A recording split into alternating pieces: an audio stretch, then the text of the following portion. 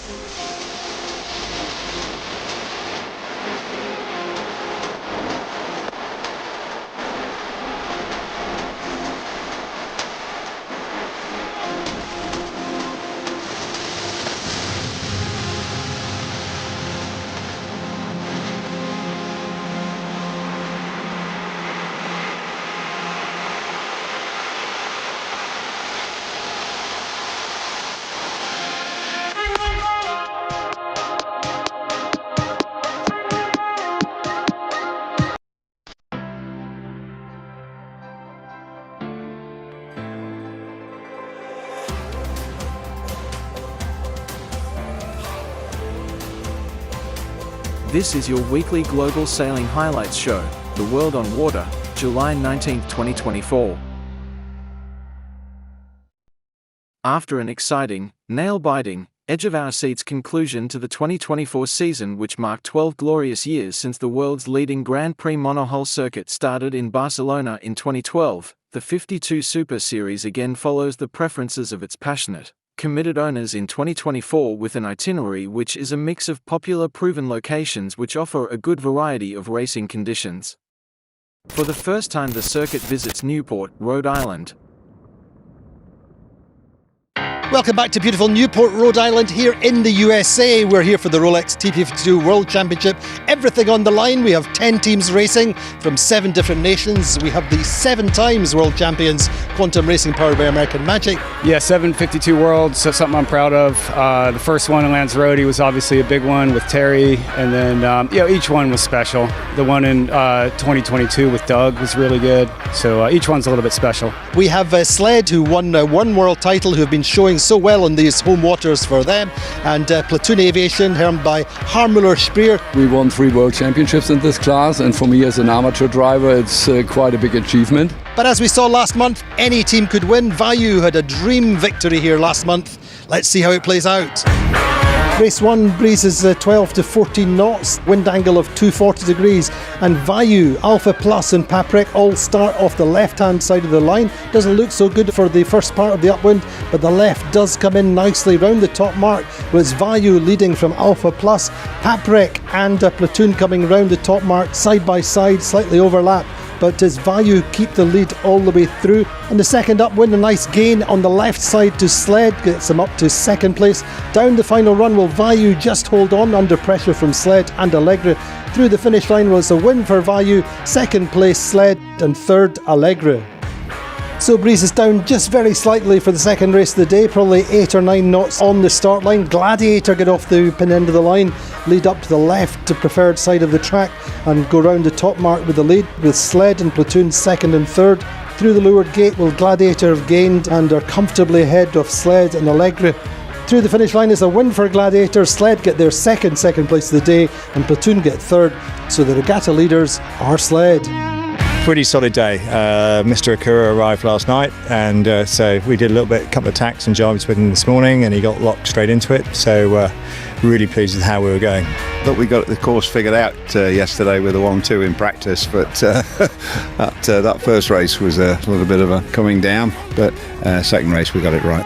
So the standings after 2 races at the Rolex TP52 World Championship: leaders are Sled on 4 points, second Allegra on 7 points, and third Vayu on 8 points. Well, a fantastic first day's racing here in Newport, Rhode Island. Most consistent team today has been Sled, 2 second places, top of the table at the moment, but a long way to go, but great racing. Join us again tomorrow.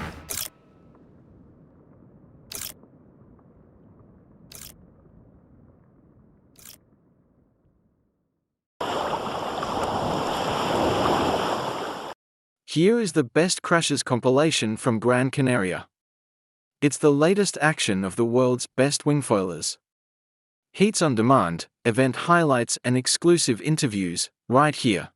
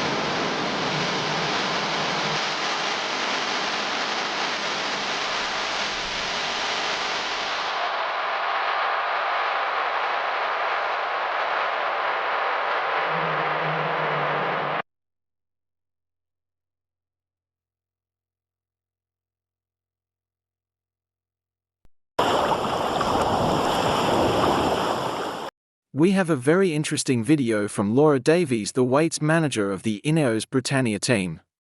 She describes how they handle the weighing and slimming down of their race boat. She goes into all aspects of the crew and boat management.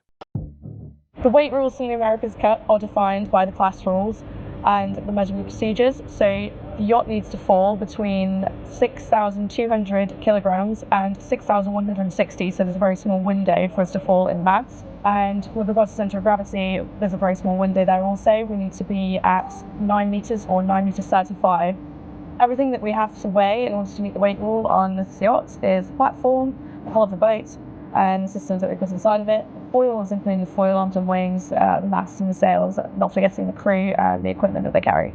The design process starts with going through the rule and looking at all the one design components and the rules for weight that's dictated from that. Budgets are defined in different areas of the yacht. The America's Cup have a measurement committee and they govern throughout the design process, and there are 3 documents that are rules and regulations that we have to adhere to. So it's the technical regulations, the class rule and the measurement procedures. And the measurement procedures basically tell us what needs to be measured, the metrics that we need to abide by, and when it needs measuring. So throughout the design process, some of the rules may be up for interpretation, and there's a lot of back and forth between the measurement committee and the different teams. And then as we get towards testing, we'll be weighing the boat fairly regularly to make sure we're going to hit our measurement target when we get to racing. And then throughout racing, yacht will be weighed quite frequently, and we'll have the measurement committee coming around all the teams, making sure that we're going through the measurement procedures and making sure we're hitting all the targets. Throughout the design process, I will be there tracking the data and also giving feedback on some of the designs, maybe looking to alter the architecture of the yacht to hit our values with central gravity and mass. Their sailors have their own weight to manage, so they all have to fall under a certain mass, and if they don't hit their own targets, then we're constrained in crew configuration. The process for moving from design weight, which is calculated weight, to actual weights, that's quite difficult with composites. We initially start with our laminate calculations, then when the parts are made, there's quite a lot of overbuild to take into account with composites, but we weigh the part and we'll trim off, and we'll just literally have to follow the process through. The centre of gravity is an important one for us because it's obviously an optimum position So getting the weight right is super important, not just for rule, but for performance. We're constantly looking at the design, trying to figure out ways to alter the architecture, mainly with the systems, and moving it around the yacht to try and hit our target. The systems that go into the yacht are initially calculated and positioned in software that we use, and once they are manufactured and they're bought in, they will be assembled to a certain stage and then they'll be weighed before they go in the yacht. So it's quite important that we catch the build on time. Some of the crucial one design parts that we have to put on the yacht are the FCS, the foil arms and the media equipment for race. Each foil arm weighs in at around half a ton. Then we've got the media equipment, which is around 112 kilograms. And then we have the foil can system that weighs in at 343 kilograms. And that system sits in the center of the yacht and controls the foils themselves. Redundancy in the weight is super important. You may have seen in the last cup, American Magic managed to put a hole in their hull. Critical repairs like that will cost us a lot of weight. We need to prepare ourselves for all eventualities. The rules are so bold because they're really quite constraining regarding trying to get a 6-ton yacht into something that's fast, structurally sound, and something that's going to break history. It's incredibly challenging for everyone in the team, but the aim is to win the America's Cup.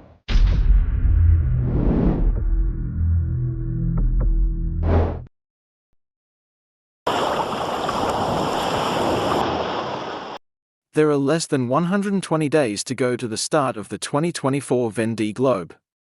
Boris Herrmann will take the start of his second Vendée Globe. And we will be with him, so are you ready for more? More racing, more ocean data, more climate action, more stories?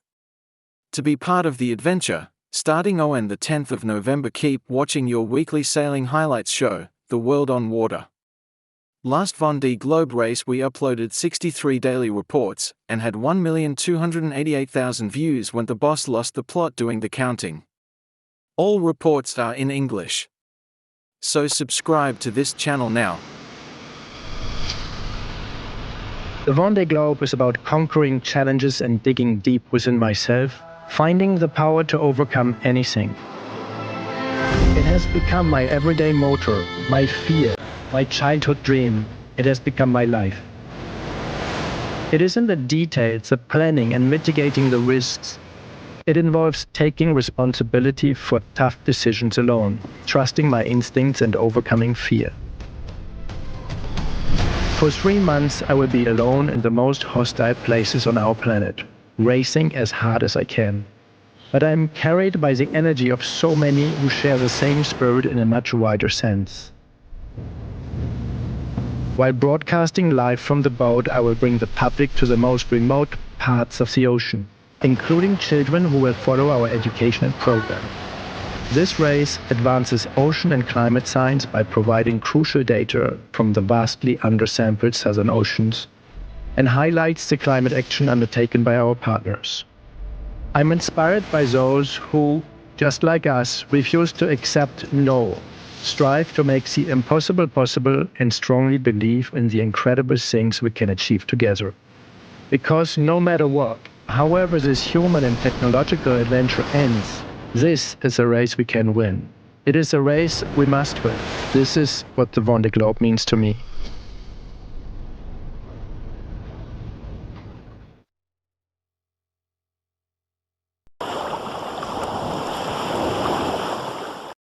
Official highlight day 8, medal race day.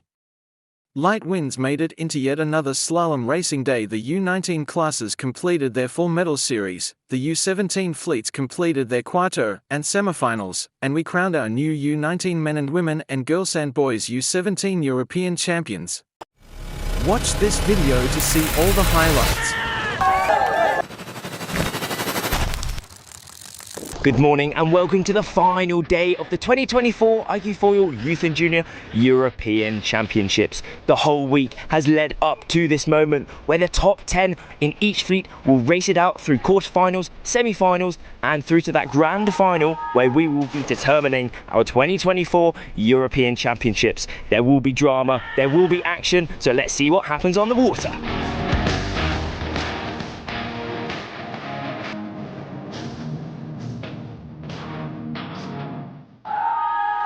Becoming the European champion right after the school, it's fantastic.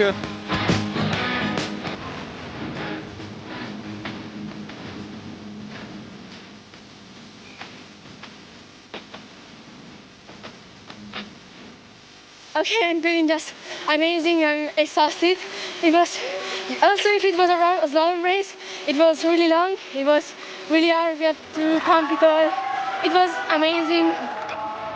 It was certainly a light and gusty day here, making for some very challenging conditions. But it was still both Italians dominating today, managing to take those European titles. In the men, it was Leonardo Tomasini, and in the women, it was Medea Falcioni.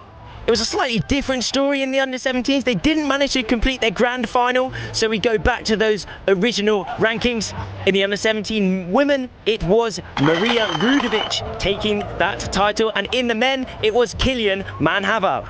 And that brings to a close this amazing 8 days long European Championships here in Embrun. It's been absolutely amazing. Everyone has had an awesome time. And we are so excited to continue following all the stories of these young riders, and we'll see you in the next one.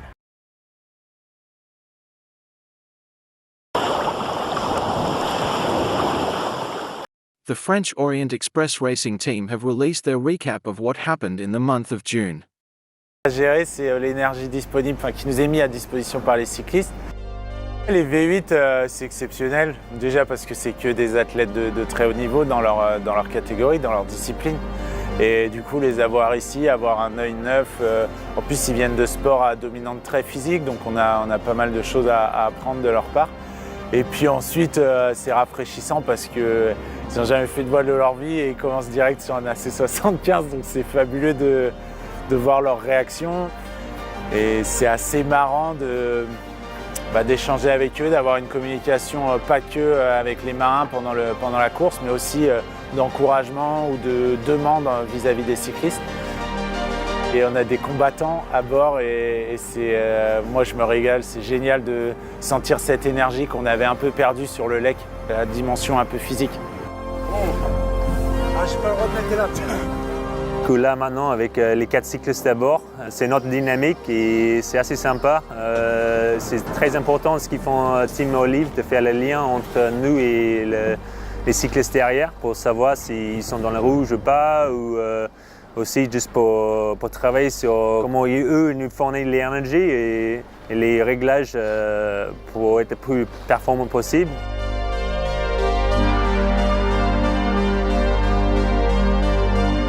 Et là, récemment, on passe plus sur la performance du bateau et on commence à vraiment enchaîner des naves où on essaie de tester des choses sur l'eau et aussi de voir comment ça se passe avec les autres. Et ça va de mieux en mieux et on a beaucoup progressé depuis le début. Le bateau est bien plus lourd que le AC40 et bien plus long aussi. Pour la position de flight controller, par moment, c'est vrai que ça peut être plus facile, mais ça demande d'être plus précis pour vraiment aller vite. Si on n'est pas au target, on voit que le bateau il ralentit pas mal. Donc même si c'est stable, il faut qu'on aille chercher les petits centimètres qui va faire un bon perf. Donc c'est intéressant. On essaye d'enchaîner de plus en plus des manœuvres et aussi de commencer à faire des départs. C'est vrai que ça demande un autre travail, surtout avec les cyclistes et les gestions d'énergie. Donc là, on commence à faire de plus en plus des courses virtuelles ou avec des buoys sur l'eau. Et aussi voir comment les tactical tools et les outils qu'on a pour les régates se comportent sur l'eau. On essaie de prendre l'opportunité qu'on a parce qu'on a un super bateau, on a une super équipe. Et maintenant, l'ambiance est juste incroyable d'avoir tous les bateaux sur l'eau, tous les 75. Tu vois que la tension commence à monter et on a trop envie pour que ça commence maintenant. Ensuite, les régates d'entraînement, il ne faudra pas se prendre la tête. C'est des régates où on veut se jauger, où on veut aussi voir les forces et faiblesses des autres, parce qu'il y a des designs différents. Il y a forcément des bateaux qui seront plus à l'aise quand il n'y aura pas de vent, quand il y aura beaucoup de vent. C'est un peu ça le programme, essayer de rendre le bateau de plus en plus fiable, permettre aux cyclistes d'avoir un maximum d'énergie disponible et puis à nous d'être sereins pour naviguer autour des bouées et être concentrés sur la tactique et stratégie. On a fait beaucoup d'heures de nav avec pas mal de temps passé sur les foils. On a pu aussi commencer à faire des croisements avec les autres et il y a des bonnes nouvelles. Donc Je pense que c'est plutôt très positif. Il y a évidemment encore beaucoup de choses à faire et on doit se hisser au niveau. Mais franchement, ce qu'on a vu la semaine dernière, c'est super positif. The 100-mile channel crossing between the tip of the Cotentin Peninsula and West Shambles, in the south of England, was over in 3 hours for the largest boat in the fleet, the Mod 70, Gran Canaria, who then tacked along the British coast to pass the Wolf Rock Lighthouse, in the southwest of England, shortly before midday on Tuesday. Just before rounding the mark, skipper Eric Defer explained in a video. It was a pretty rough night as we tacked along the south coast of England, with lots of waves and very short seas, so we are looking forwards to bearing away after Wolf Rock. Aujourd'hui, on est sur le prologue de la Dhream Cup qui a pour but non seulement de montrer un petit peu la voile à tous les cherbourgeois, faire une petite parade, et qui a surtout pour but d'emmener des enfants avec le projet Rêve de large, qui est en fait une opération qui permet d'emmener des enfants qui n'ont pas l'opportunité de naviguer, de découvrir la voile sur des bateaux de course. Ah, j'ai hâte. C'est ce qu'on fait une fois dans notre vie comme ça. C'est on est obligé d'avoir le meilleur truc qu'on peut faire. Je suis plutôt excitée. Je pense que ça va être super bien de découvrir comment ça va se passer. Je vais l'année prochaine, je vais faire de la voile pour être plus tard quand même. Il faut simplement que le vent vienne, parce que là, tu sais, c'est aussi une grande qualité chez les marins, c'est la patience.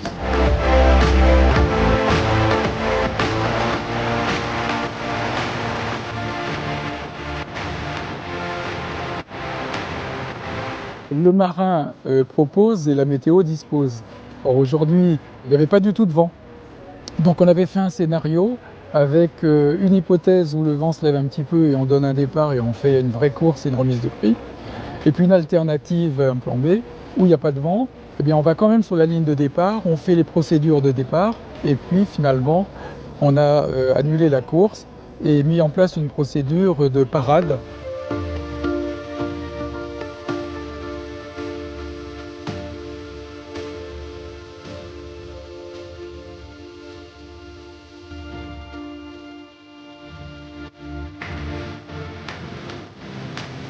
Moi, n'ayant presque jamais fait de bateau à voile, c'était une très bonne expérience, surtout avec des aussi belles personnes. Je pense que c'est une journée positive, même s'il n'y a pas eu de régate, même s'il n'y a pas eu vraiment de voile. En tout cas, je pense que c'était une journée sympathique.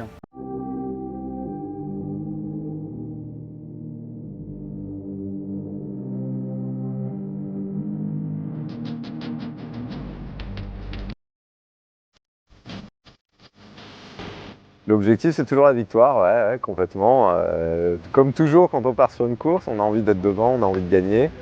Après, voilà, il y a un peu de concurrence et puis il y a une météo assez compliquée avec plein de systèmes météo différents, des phases de molle, des phases avec un peu de vent, du portant, du près, il va y avoir un peu de tout.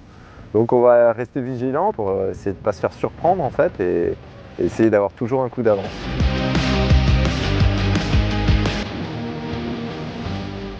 Normalement, je navigue en IMOCA qui fait la coast un peu plus océanique. Pour cette course, je navigue en Sunfast 33, équipage en double. Je navigue avec quelqu'un avec très haut niveau, c'est Jonathan McKee. Il est un Américain qui a gagné les médailles de Jeux olympiques dans l'année 2000. Et je pense ensemble qu'on peut faire une belle course.